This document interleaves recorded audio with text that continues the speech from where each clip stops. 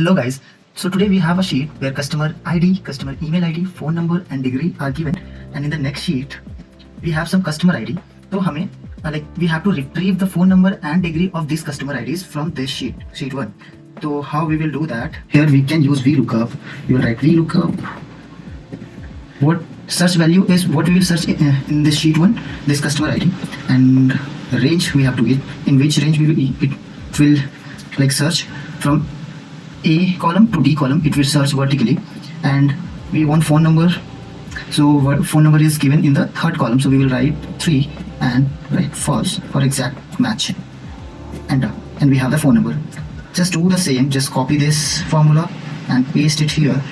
If you can see in this sheet, the degree column is in fourth column, right?